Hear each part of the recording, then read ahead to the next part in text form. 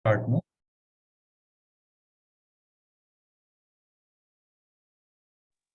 Sir, am I audible, sir? Yeah, you are. Can we start the session, sir? It's 3 o'clock. We can start. Good afternoon, everyone. So today is our ninth session in the series of Neuro-Psychiatric lecture series.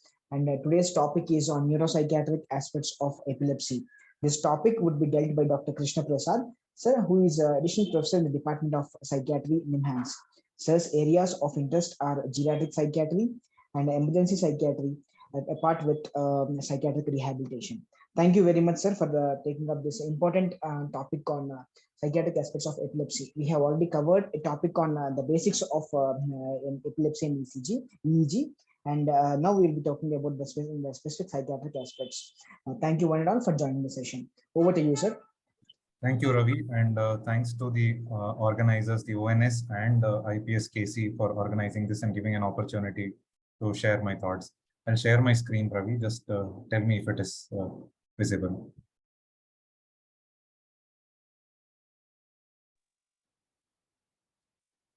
Is it visible, sir? Yeah. So thank you. Yes, sir. You can please go ahead, sir. Yeah. So today we will cover psychiatric aspects of epilepsy.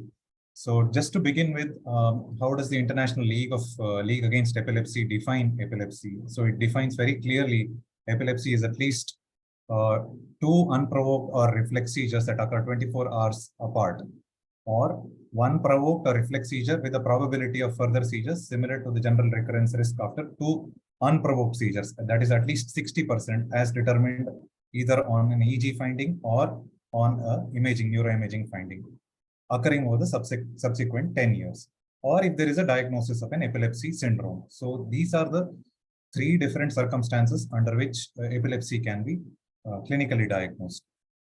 Under the different causes of epilepsy, of course, the causes of epilepsy can vary with age, but the causes that are enlisted generally are genetic, structural, metabolic, immune, or infectious causes. And in more than half of the cases, the etiology is unknown. So nearly 50 to 60% of the epilepsy patients do not seem to have a very clear known diagnosis. If you look at the epidemiology of epilepsy in the general population, and particularly in the Indian context, a recent review in 2015 by colleagues from NIMHANS has summarized that the overall prevalence could be between 3 to 11.9 per thousand population, and the incidence could be anywhere between 0.2 to 0.6 per thousand population per year. And this has been determined to be largely similar to what has been found in many of the developed countries, and probably much lesser than several other developing countries. Similarly, if you look at what is the psychiatric morbidity that is there in the general population, the data that is available from the National Mental Health Survey tells us that the rates may be around 13.6% for lifetime morbidity of any psychiatric illness in the general population.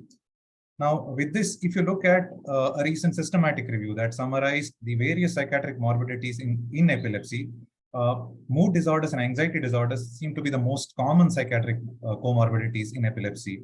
So around 35% and 25% respectively for mood disorders and anxiety disorders. Conversely, if you look at the rates of epilepsy in psychiatric inpatients, again, this is much higher than what you would note in the general population. Now, the recent International League Against Epilepsy classification seem to have made certain changes than what we traditionally know in terms of the classification of epilepsy, both in terms of terminology and also in terms of categories. So it has defined 3 tiers of determiners. One is the onset, whether it is focal or whether it is generalized, or in certain circumstances it may be unknown. Second is in terms of awareness, where it defines awareness as knowledge of self or self and environment, whether it is seizure, focal onset seizure that is with awareness or with impaired awareness. And generalized onset, it is generally assumed that it is with loss of awareness. So again, it also goes to a 3rd tier where it determines whether these are motor onset or whether these are non-motor onset. It does away with terms such as secondarily generalized seizures and calls these as focal to bilateral tonic-clonic seizures. So similarly, it also, for the first time probably, also talks about resolution of seizures when seizures are not there for a period of 10 years, or when medications are not required for at least 5 years. Now, what are the different factors that affect behavior and mood? So the states of epilepsy itself, that is whether the person is in the ictus, or whether this is a pre-ictal phase, or whether it is a post-ictal phase, or during the interictal phase, and or sometimes when the person is seizure-free. All of these could determine the nature of presentations and also the type of presentations and distinctions from known psychiatric syndromes. Similarly, the frequency of seizures, generalization of seizures, and sometimes status epilepticus, particularly non-convulsive status epilepticus, can also be an important factor that determines the nature of behavioral and mood presentations. Epileptic dysfunction can have both local effects as well as distant effects. So these also determine the nature of the presentations. Similarly, the lesion that is responsible, the extent of the lesion, the location of the lesion, lateralization of the lesion, whether the lesion is stationary or progressive, all of these also could matter in terms of the presentation. The treatments that are used for epilepsy, commonly anti-epileptic drugs, also surgery, could have both positive as well as negative psychiatric effects. Again, these also are important in the context of understanding the presentations. And there could be independent psychiatric comorbidity. There could be other organic or systemic causes that may be epilepsy related, that may not be epilepsy related. And of course, there are reactive issues also, considering the nature of the condition itself and the psychological impact that it can have. So all of this could determine the nature of the presentations. Now, psychopathology of epilepsy is determined primarily by clinical factors and biological factors. However, one cannot ignore the psychosocial factors that are also concomitantly present, considering that most epilepsies are chronic in nature, similar to what many severe mental illnesses are. There is stigma associated with epilepsy. Also, people with epilepsy have issues in terms of employment, in terms of family, in terms of issues of overprotection, particularly in childhood. And they also fear that they may have seizures in situations where they are expected to be stable and responsible, for example, while driving. And also the low self-esteem associated with the chronic stigmatizing illness itself. So of the several clinical factors that we already enumerated, biological factors, again, there are certain vitamin deficiencies that could be induced by medications, or there could be damage to the brain. All of these could contribute to psychopathology in epilepsy. Now, usually when we talk about psychiatric symptoms, it is in relation to the temporal relation to the seizure occurrence. So broadly, it can be interictal or it can be periictal. When we are saying interictal, it is actually independent of seizure occurrence. And when we are saying periictal, these are time locked to the seizure occurrence. So when we are talking about periictal symptoms, we are talking about preictal, that is those that precede the seizure, those that follow the seizure, that is post-ictal, or those that are an expression of the actual seizure itself, or the ictal symptoms. So this is a summary of the different types of psychiatric changes that are noticed in the context of seizures across the different phases that we discussed now, that is pre-ictal, ictal, post-ictal, and interictal. So in the pre-ictal phase, irritability, aggression, dysphoria, depression, and emotional lability may be seen. In the ictal phase, intense fear, deja vu, jamai vu, anxiety, confusion, dysphoria, hallucinations, paranoia, delusions, including grandiose delusions, aggression, ictal speech, and inappropriate laughter may be seen. Post-ictally, drowsiness, confusion, and several psychiatric symptoms, which I already enlisted in the ictal phase, may also be seen in the post-ictal phase. And interictal phase, you might likely see more commonly disorders like depressive disorders, dysthymia, mania, panic disorder, anxiety disorder, and psychosis. Now, there are some terms which are often confused, though I said that the term partial seizures has been done away with in the recent ILAE classification. However, it may continue to be used sometimes in the context of the current presentation. So aura basically is a simple partial seizure which may or may not progress into another seizure type. And this has to be distinguished from prodrome, which is primarily a pre-ictal phenomena, whereas aura can be considered an ictal phenomena. Prodrome is a pre-ictal phenomena which is characterized by subjective or objective awareness of a clinical change that heralds the onset of a seizure, but it does not form a part of the seizure itself. So usually pre-ictal psychiatric phenomena precede a seizure by hours and sometimes up to days. Dysphoric mood is a common pre-ictal phenomena that is seen, a psychiatric presentation that is commonly seen, and this is more accentuated during the 24 hours preceding the seizure. Very often you will see pre-ictal headaches, and these may be worsening the psychiatric symptoms. 25% of the different auras consist of psychiatric symptoms, 60% of which consist of ictal fear or ictal panic, and around 15% may be mood symptoms. Common ictal phenomena which are psychiatric in nature are fear, sadness, or euphoria. Sometimes you may also see visual and auditory hallucinations, but these are usually in the context of status epilepticus. Prolonged episodes of sensory symptoms, or what has been termed as aura continua, has also been sometimes reported. One of the clinical distinctions that one needs to make, usually in the context of an anxiety symptom or panic, is with panic attack that occurs in a panic disorder. So usually ictal panic is very brief, lasting only up to 30 seconds, whereas a panic attack in the context of a panic disorder lasts from anywhere between 5 to 20 minutes and sometimes even longer.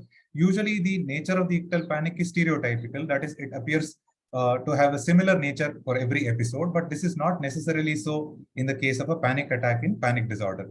And usually ictal panic is not associated with any concurrent events, whereas panic attack in the context of panic disorder is often associated with agoraphobia. Sometimes ictal panic may be followed by confusion and salivation, but panic attack in the context of a panic disorder is usually not associated with confusion.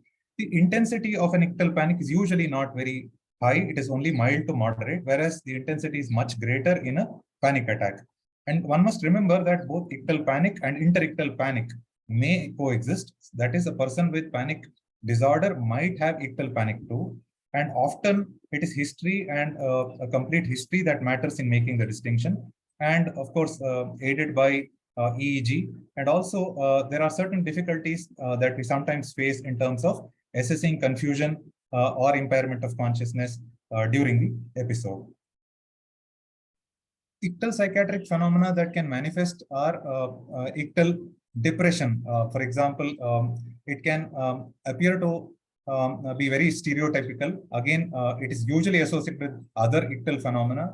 And the most frequent symptoms of depression that are seen are anhedonia, guilt, and suicidal ideation. And usually these occur out of context. So there is no circumstance in which, no specific psychosocial circumstance in which these symptoms may appear. Sometimes psychiatric symptoms can be manifested in non-convulsive status epilepticus, particularly in the context of simple partial or complex partial status epilepticus, or with absent status.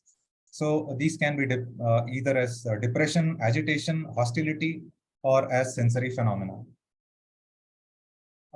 When we look at frontal origin non-convulsive status epilepticus, you might see patients present with euphoria. Sometimes they may present with indifference. They may also present with temporospatial disorientation. Some distinctions can help. For example, gestural automatisms, perseverations, and word fluency may be differentially expressed in non-convulsive status rather than in psychiatric, purely psychiatric origin symptoms. So post-ictal psychiatric phenomena can be isolated psychiatric symptoms, or these could be syndromes, that is depressive anxiety or psychotic syndromes, or these could be post-ictal exacerbations of interictal psychiatric symptoms. So that means to say that people with pre-existing psychiatric disorders can have exacerbations post-ictally too, and there could be persistence of interictal symptoms into the post-ictal period. Now, we will talk about individual psychiatric disorders per se, primarily starting with psychosis, because it is probably the most dramatic and most severe of the psychiatric conditions. So if you look at the prevalence of psychosis, earlier it was estimated that it may be around 7% in epilepsy patients, but more recent systematic review states that it could be somewhere around 5.6% in patients with epilepsy. Particularly, it is higher in patients with temporal lobe epilepsy. And when they looked at studies that also examined controls, it was around 7.8% in temporal lobe epilepsy. What are the risk factors that lead to the development of psychosis in patients with epilepsy? There are some risk factors such as family history of psychosis or affective disorder that have been identified. Early age of onset of epilepsy, a left temporal epileptogenic focus, hippocampal sclerosis, history of febrile seizures, poorly controlled epilepsy, history of status epilepticus. So all of these could be considered as risk factors for the development of psychosis. Now, postictal psychosis is a psychosis that manifests itself usually with a period of lucidity, and it usually emerges within 1 week of return of apparently normal mental function after a seizure. And the psychosis lasts at least a minimum of 24 hours and a maximum of 3 months. So a diagnostic criteria from which this is drawn was suggested by Loxdale and Toon in 1988. And nearly 1/4 of psychosis in epilepsy is postictal, though people have said that the percentage may be much lower than what was originally stated to be the percentage. Usually the clinical features are mixed or pleomorphic. That is, they are a mix of delusions which are fleeting, hallucinations, affective changes are very prominent, and there is a risk of violence during this phase. What is important is many patients with postictal psychosis have herald symptoms or symptoms that are red flags, for example, insomnia or agitation that occur 8 to 24 hours before the appearance of psychotic symptoms. Usually this is seen, postictal psychosis is seen in patients who have longer histories of treatment-resistant seizure disorder. And usually symptom remission occurs after a low-dose antipsychotic medication or occasional benzodiazepines, and usually treatment may not be required beyond a period of 3 months. It has been associated with secondarily generalized tonic-clonic seizures, often in clusters.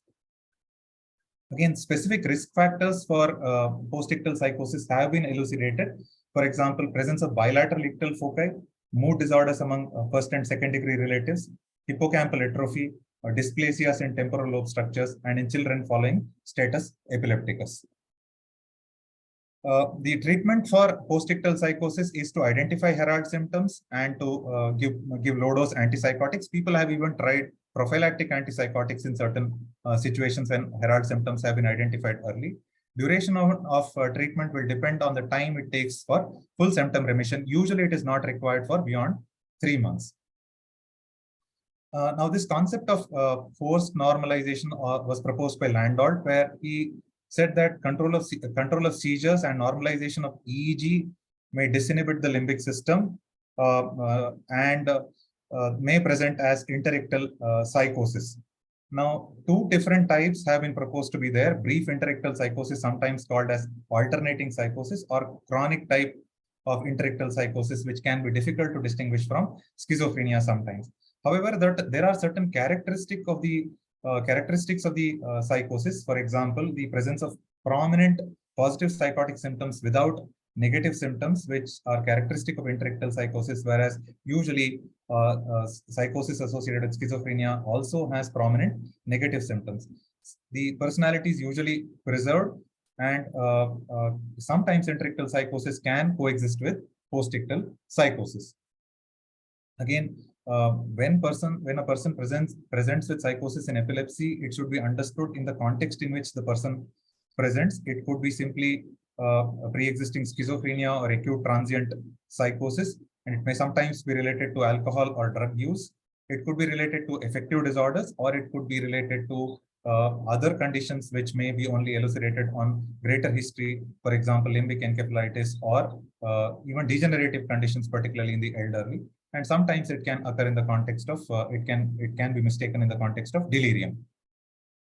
Now, I have put up this table drawn from a recent article that came up in Practical Neurology as to what could be the different distinctions between ictal psychosis, postictal psychosis, interictal psychosis, and schizophrenia. So, whereas the prevalence for ictal psychosis is unknown, postictal psychosis around 6% is what recent studies report, whereas previous studies said around 25%. The common symptoms that are there are usually mood symptoms, which are seen both in ictal psychosis and postictal psychosis. Ictal psychosis may be associated with fluctuating consciousness. Clouding of consciousness has also been reported in postictal psychosis. Usual duration of ictal psychosis is minutes, whereas postictal psychosis can last for days to weeks. But The most important characteristic in the case of postictal psychosis is that there is a lucid interval, usually of 8 to 72 hours between the ictus and the onset of postictal psychosis. There is preserved insight and a strong affective component, as I already mentioned, in the case of postictal psychosis. Whereas when we differentiate interictal psychosis from schizophrenia, again, interictal psychosis is seen after a fairly long duration of epilepsy, up to 10 to 15 years. And usually the nature of delusions could range from referential delusions to persecutory delusions to even grandiose delusions and mystical experiences. Whereas specific Schneiderian auditory hallucinations and Schneiderian first-rank symptoms seem to be more commoner in schizophrenia, they seem to be less frequently observed in interictal psychosis. And certain characteristic hallucinations like command hallucinations seem to be uncommon in interictal psychosis. Effect seems to be better preserved in interictal psychosis, whereas blunting of effect or inappropriate effect may be more often seen in schizophrenia. Personality, as I already stated, seem to be more preserved in interictal psychosis, whereas there is personality deterioration that happens in schizophrenia. Again, negative symptoms are less common in interictal psychosis, and the interictal psychosis may again last from months to years, similar to schizophrenia. And in certain cases, it might be difficult to distinguish interictal psychosis from schizophrenia. The most common mental illness in epilepsy seems to be depression. And again, nearly a quarter of the patients with epilepsy seem to have depression, and the odds seem to be 2.77 in a recent systematic review that was published in the journal Neurology. The presence of depression, of course, will affect outcome, and there is a bidirectional relationship between both depression and epilepsy. There are several risk factors for depression in the context of epilepsy, many of which are in general also for depression. For example, low income or poverty, unemployment, stigma, seizure frequency, anxiety, female gender, unmarried status, poorer quality of life, higher disability, and focal impaired awareness seizures or complex partial seizures are also risk factors for depression. Again, to differentiate pre-ictal, ictal, post-ictal, and interictal depression, depression or depressive symptoms can occur pre-ictally too. Usually, it is associated with irritability in the pre-ictal context. Again, depressive symptoms can be a manifestation of the ictus itself. In the post-ictal context, it occurs within 5 days of the seizure, and again, is very short-lasting. Interictal depression is the most common presentation of depression in epilepsy. For the pre-ictal depression, symptoms improve post-seizure. Ictal depression, they are usually again stereotypical, and they may be associated with other ictal phenomena. Post-ictal depression is associated with post-ictal psychosis. Interictal depression follows a chronic course. Now, while looking at the treatment of depression in the different types of depression that may be seen in the context of epilepsy, pre-ictal, ictal, and post-ictal may not require treatment with antidepressants, and they are usually self-limiting. Only if the post-ictal depression is prolonged and distressing, that treatment may be required. For both pre-ictal and ictal depression, treatment and adequate seizure control may reduce the frequency of symptoms. In the context of interictal depression, there may be a necessity to treat with SSRIs, and there might be a need to also assess for psychosocial issues and address the psychosocial issues. And also, anti-epileptic drugs might require to be changed depending on their propensity to affect psychiatric symptoms. In the context of interictal depressive symptoms, there are certain depression-related clinical features that may be less useful. For example, sleep disturbance, appetite change, lack of concentration, and reduced energy levels may reflect the effects of anti-epileptic drugs itself. So, other symptoms such as lack of interest, anhedonia, and depressive cognitions besides sustained sadness should be given greater emphasis. A very unique condition that has been described in the context of epilepsy as a mood disorder is the interictal dysphoric disorder. And this was described specifically because 22% patients with depression in epilepsy had atypical symptoms and could not be captured by existing classificatory systems. So Bloomer proposed this term of interictal dysphoric disorder, and he listed out 8 symptoms that were grouped into 3 broad categories of labile depressive symptoms, which included anergia, depressed mood, insomnia, and pain. Labile affective symptoms, which included anxiety and fear, and specific symptoms which are unique in this condition, like euphoric mood and paroxysmal irritability. There are certain critiques, however, of this entity called interictal dysphoric disorder, because these have also been seen in other neurological conditions such as migraine.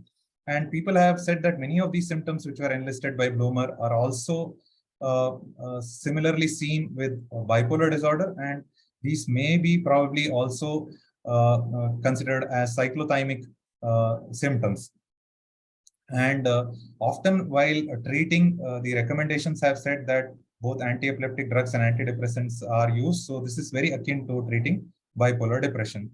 And people have said that the definition of irritability in the instrument that they have proposed to be used for interictal dysphoric disorder may itself be problematic, both because of its self-rating nature as well as how they have defined certain items in the interictal dysphoric disorder inventory. Another disorder that is also very similar in nature in terms of its presentation to epilepsy is bipolar disorder, because it is episodic, it is heritable, and many people with bipolar disorder also seem to respond to certain anticonvulsants such as carbamazepine or to valproate. So there are certain questions that have been raised in the context of bipolar disorder and epilepsy. Is there an increased risk of bipolar disorder or symptomatology in people with epilepsy? Bipolar disorder seems to be more than twice as prevalent among individuals with self-reported epilepsy as those without. The second question that comes in this context is there an increased risk of epilepsy in bipolar disorder? Again, the rate of self-reported epilepsy in the bipolar disorder when compared to the control and recurrent depression group seems to be higher. There is insufficient evidence, however, for any shared etiology in terms of genetic evidence for epilepsy and bipolar disorder. Certain isolated findings have been reported, but however, these are not conclusive. But one important consequence is that both bipolar disorder and epilepsy have been associated with suicide. So premature mortality is an important consideration in the context of this comorbidity. And of course, the presence of a severe mood disorder like bipolar disorder and epilepsy will definitely have ramifications on the quality of life and socioeconomic ramifications too. Now, the next common after the depressive disorders is the anxiety disorders that have been seen in epilepsy.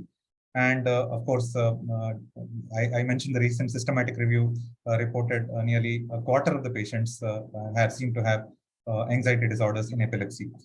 Now, there could be several method-related issues because you will see different percentages sometimes in different slides. That could be because of the different the studies that have been included in the systematic reviews and the populations that have been used. But definitely, it is known that anxiety disorder is found with greater frequency in people with epilepsy when compared to the general population. Ictal anxiety is a manifestation of temporal lobe epilepsy and sometimes even of extratemporal epilepsy, and has been seen in reported in 20% of persons with epilepsy. Post-ictal anxiety occurs shortly after a seizure, and there is usually not isolated anxiety symptoms, but also associated with mood symptoms. Reassurance is only sufficient as it is usually self-limiting. There are certain unique characteristics of interictal presentations of anxiety. Such as there are fears related to personal injury, there are fears related to brain damage that these patients may have, and they may also have fears about having seizures in unfamiliar situations. Female gender, younger age, certain marital statuses, low education, unemployment, seizure frequency may pose a risk for development of anxiety disorders in epilepsy. Certain terms such as forced thinking have been used, which have very much similar nature as far as obsessive kind of thoughts are concerned.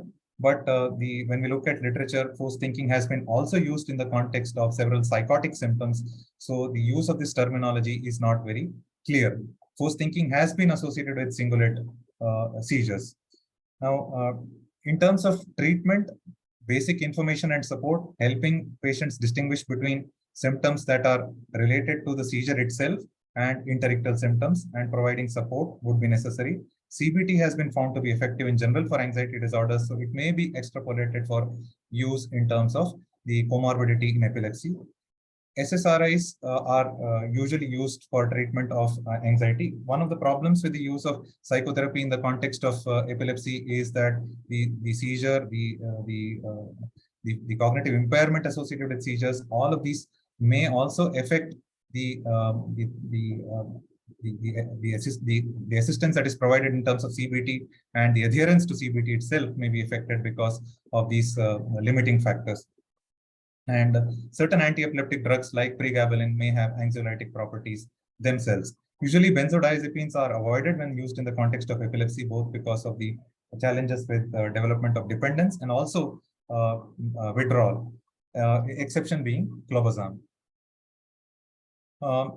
Already I had distinguished the features between panic, that is in the context of an ictus, and panic disorder.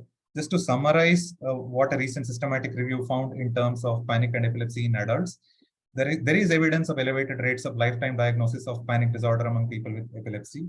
And similarly, current rates of panic disorder are also high in people with epilepsy. However, one cannot draw firm conclusions based on the studies that have been reviewed in the systematic review about the frequency across different epilepsy types. So epilepsy in panic disorder patients, there is 3 to 6 times greater likelihood than those without. Of course, there are several method-related issues and shortcomings in the way people have assessed epilepsy in these studies and the way they have assessed panic in these studies. So one has to be very careful while interpreting the findings from these studies. One of the other major concerns in the context of epilepsy is suicidality. And there is a bidirectional relationship between suicidality and epilepsy. And it is also very clear that it is not simply because of the presence of psychiatric comorbidities that suicidality is higher in the context of epilepsy. A recent systematic review that was published this year again indicated that in terms of suicidal ideation, in terms of suicidal attempts, and in terms of completed suicide, there is more than 2-fold greater risk of suicidality in people with epilepsy. So it is not very clear whether specific types of epilepsy, such as temporal lobe epilepsy, though there are some studies which have associated greater suicidality in people with temporal lobe epilepsy, but this is not conclusive. There are also iatrogenic effects one has to consider. Sometimes use of anti-epileptic drugs and even post-surgery suicidality has been reported. And nowadays, people recommend that in epilepsy clinics, suicidality should be screened for besides our other mental health issues. One other psychiatric symptom that occurs in the context of epilepsy is aggression. Aggression again may be a prodrome because dysphoria is a common psychiatric symptom in the prodromal phase, and it could manifest as intensification of continuing interpersonal conflicts. Ictal aggression is rare. It is usually unprovoked and out of character. The common aggression or the manifestation of aggression could be in terms of pushing and shoving. Directed violence or predatory violence is very rare. Post-ictal aggression seems to be more common, and this is associated with post-ictal automatism or confusion. And sometimes post-ictal aggression may become worse with the use of restraint. Aggression, of course, can be associated with post-ictal psychosis too. And interictal aggression usually occurs in the context of personality disorders or interictal psychiatric disorders and cognitive impairment. Now, one important disorder which has been specifically discussed in the context of epilepsy is the epileptic personality change. There have been arguments for and against of specific epilepsy-related personality changes. A broader construct which has been used previously in the ICD-10 is the organic personality change. up to 20% of people in generalized with generalized epilepsy syndrome seem to have personality disorders, and this may be higher in people with temporal lobe epilepsy. So, a recent study from Sri Chitra looked at the different types of personality disorders that may be seen in people with temporal lobe epilepsy, and they reported that certain personality disorders like schizoid, dissocial, impulsive, anancastic, anxious, and dependent personalities seem to be overrepresented in people with temporal lobe epilepsy when compared to controls. A specific syndrome or a personality cluster that has been described in the context of temporal lobe epilepsy is the Jastrow-Gestwind syndrome, which has been variously described for several years now. And this manifests itself as excessive religiosity, hypergraphia, viscosity, alterations in sexual behavior, and 18 other different character traits that have been described by several authors. Now, another personality type that has been described specifically in the context of juvenile myoclonic epilepsy has been what has been sometimes termed as Jan's personality type in the context of juvenile myoclonic epilepsy, where he has described that people with juvenile myoclonic epilepsy seem to have poor sleep habits, they seem to be poorly disciplined, they seem to have indifference towards their illness, and they seem to have very high hedonistic characters. So these are some specific personality related characteristics that have been described in the context of epilepsy. Alcohol use and epilepsy, of course, we are not delving into the several different issues that surround alcohol use and epilepsy, but one interesting systematic review that I came across said that there was a strong association between alcohol consumption and unprovoked seizures or epilepsy, with an overall relative risk of around 2. And most of these, most of the participants included in the various studies that the systematic review seemed to have reviewed would qualify for alcohol dependence. And the systematic review summarized that the unprovoked seizures usually occurred on an average after 10 years after alcohol use, and there seemed to be a dose-response relationship between alcohol consumption and the development of epilepsy. Finally, another important disorder, I will not delve too much into it because I think the next topic which Dr. Raghavendra will discuss will be surrounding many of the mimickers of epilepsy. So the dissociative disorders or the non-epileptic seizures, psychogenic non-epileptic seizures, I'll briefly allude to in this presentation. So these have been defined as paroxysms of altered both bodily or mental function with changes in movement, behavior, or sensations that are of psychological etiology. Usually there is a female preponderance, and it is unusual for it to happen before the age of 18 years or to find it in children, though it is not unknown, and again in the elderly. Comorbidity of depression, anxiety, and personality disorder is frequently seen, and it is also important to note that both epilepsy and PNES can coexist. There have been several clinical features that have been used to differentiate psychogenic non-epileptic seizures from non-epileptic seizures. For example, the situation where it happens, the speed with which it happens, what are the factors that precipitate it, certain specific types of things that happen during the seizures, for example, tongue biting and the nature of the tongue biting, vocalization during the seizure, also what happens post-ictally. So these have been used to differentiate psychogenic non-epileptic seizures from epileptic seizures. But you might note very clearly that they are shared between both psychogenic non-epileptic seizures as well as epileptic seizures, and cannot be used as absolute differentiators between both of them, but should be used contextually and based on the history and ancillary findings on investigations. Again, a whole list has been provided in this reference that I have provided that can help clinically differentiate between psychogenic non-epileptic seizures and epileptic seizures. Certain characteristics like urinary incontinence or self-injury will be seen in both the conditions, But one specific finding, like stertorous breathing post-ictally, is very specific for epileptic seizures, but may not be seen in psychogenic non-epileptic seizures. So certain other ictal characteristics and pupillary light reflex may also be very useful in differentiating psychogenic non-epileptic seizures from epileptic seizures. Management of non-epileptic psychogenic non-epileptic seizures and dissociative disorders usually is needs to be done very carefully, because we already know that both can coexist, and sometimes the reactions of the patients to the diagnosis can be variable. So a multidisciplinary approach is advisable in this context after a clear confirmation of the diagnosis and a proper communication of the diagnosis to the patient, as well as between the consultants or between the professionals that are involved. And when it is confirmed, withdrawal of the anti-epileptic drug has to be done carefully depending on the nature of the anti-epileptic drug that was prescribed. Psychological interventions are useful in the context of dissociative disorders, and treatment of psychiatric comorbidities becomes necessary. Now, many of the conditions that we discussed might involve prescription of psychotropics. So generally, it has been found that SSRIs are relatively safe as far as the use of these in the context of seizures is concerned.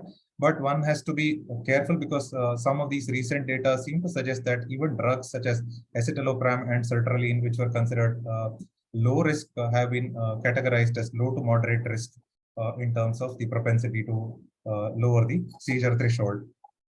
And one has to be also careful while prescribing drugs like fluoxetine, because these also seem to have greater degree of drug interaction, similarly with paroxetine. Certain drugs like bupropion and flumipramine, at least in clinical experience, seem to have a greater risk of precipitating seizures while being used in patients with epilepsy. So this systematic review summarized that there was insufficient evidence for certain antidepressants like nortriptyline, imipramine, and more recent antidepressants that have been used.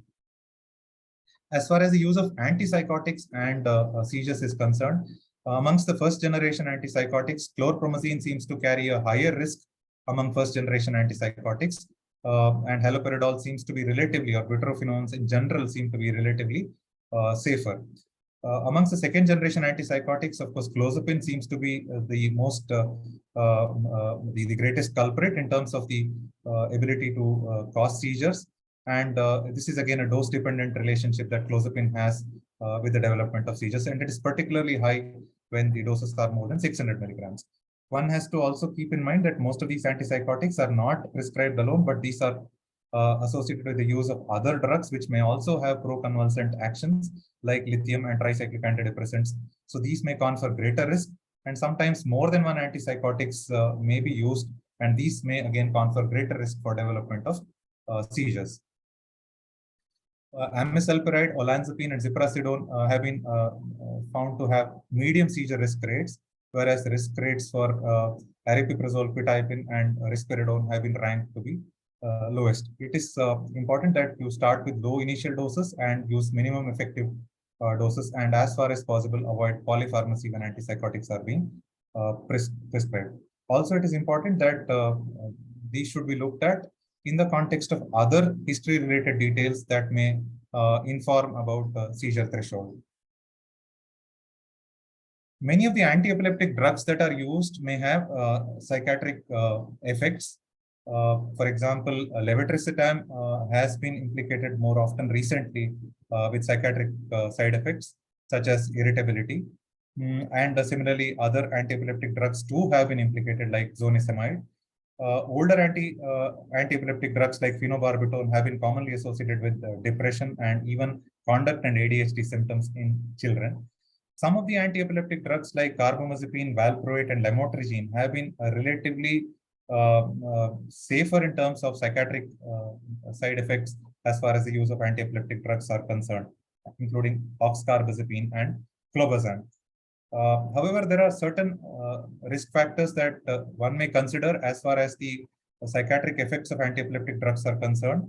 When there is presence of psychiatric illness in the past, or if there is a family history, intractable epilepsy, if there is secondarily generalized epilepsy or absence seizures, and in the context of intellectual disability and static encephalopathies, one needs to be careful because the risk of psychiatric effects may be greater in patients with these presentations. There have been specific rating scales that have been used in the context of epilepsy, like the neurological disorders depression inventory for epilepsy, which have been advocated for use in epilepsy clinics because of their brevity. It is a 6-item questionnaire, including a question on suicide. Because the nature of anxiety symptoms in epilepsy is very unique because of the seizure itself, there have been recent attempts to look at better measurements for anxiety, such as the Epilepsy Anxiety Survey instrument, which has been recently validated for use in epilepsy. Rush post-ictal psychiatric questionnaire has been used in research in terms of looking at several post-ictal psychiatric presentations. As I already mentioned, interictal dysphoric disorder inventory has been used by several authors in the context of depression that presents interictally. Beer-Fidio inventory in the context of the epileptic personality change has also been used. These are some of the rating scales that have been used in the context of epilepsy. So just to conclude, one needs to know that there is a high rate of psychiatric comorbidity in epilepsy. When compared to several other chronic medical conditions, the rates seem to be much higher. Psychiatric phenomena may be the clinical presentations of seizures and may be the only presentations. One has to be careful about labeling symptoms and also looking at disorders in this context and mimickers. There are certain unique presentations which we have understood in the context of epilepsy of even psychiatric syndromes.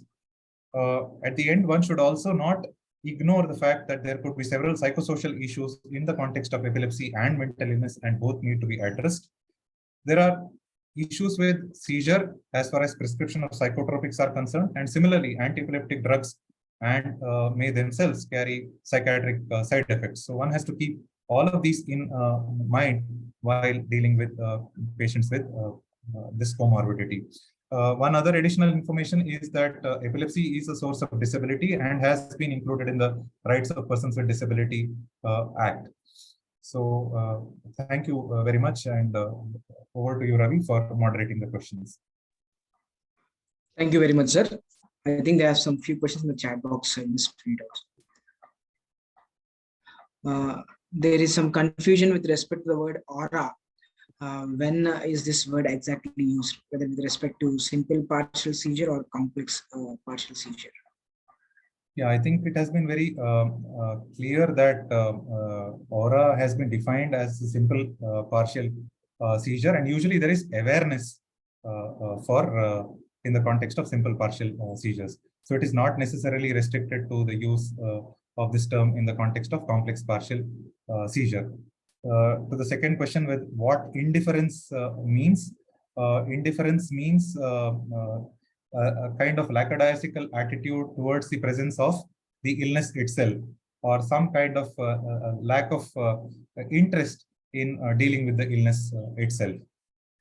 The next question is explain forced normalization. I think forced normalization has been used in the context of usually first described by Landolt, and in fact it has been used to explain presence of interictal psychosis, where it has been understood that when there is normalization on the EEG, usually psychosis is associated, and when there is a recurrence of seizures, the psychosis seems to disappear.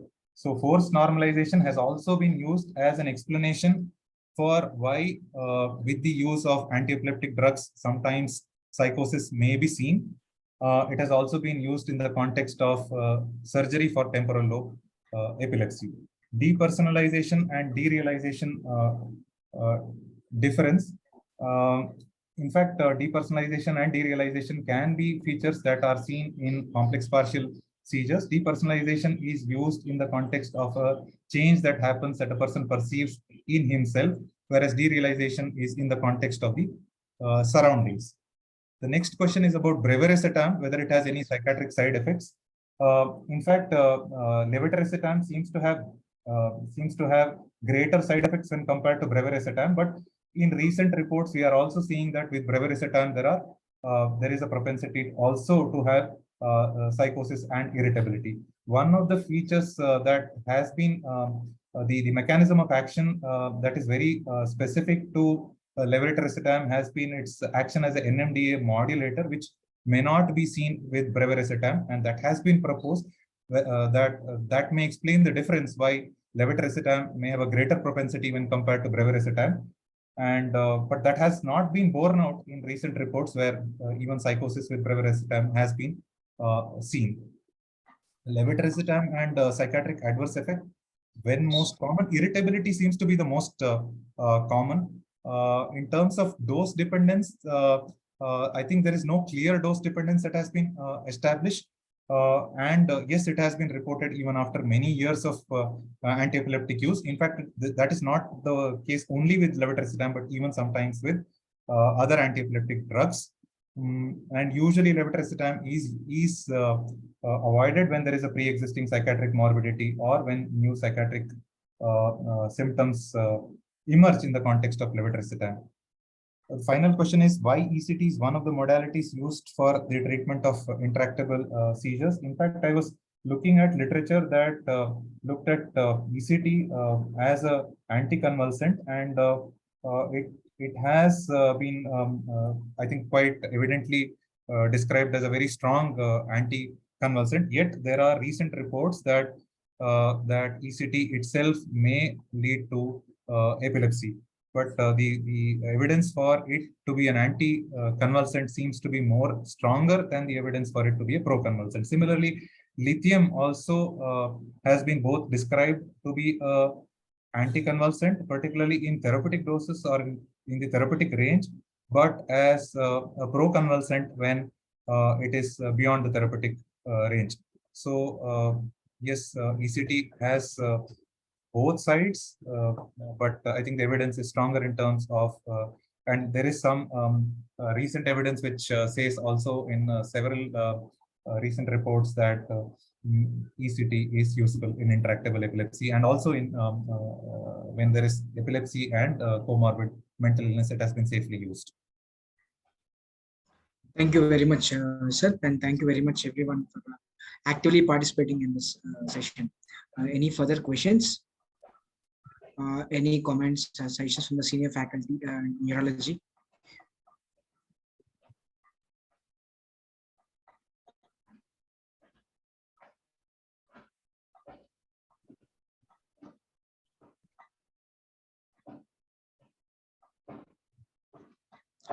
Thank you very much, sir. I think there are no other questions. And thank you very much for clearing all the questions in the chat box.